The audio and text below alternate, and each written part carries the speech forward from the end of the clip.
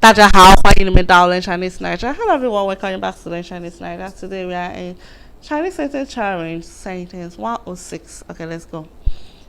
106 goes like this. 是李经理家吗？是李经理家吗？是刘经理家吗？ Which means, is this Manager Liu's home or is this Manager Liu's house? Then 107 goes like this. Sorry, this is 107, not 106. 他什么时候回来？他什么时候回来？他什么时候回来 which means when will he come or when is he coming home? Then 108, 我也不知道，我也不知道，我也不知道 which means I also don't know. 109, 你找他有指示，你找他有指示 which means is there anything urgent or is there anything urgent? Why are you looking for him? Is there anything urgent?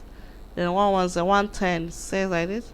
你给他打手机吧，你给他打手机吧。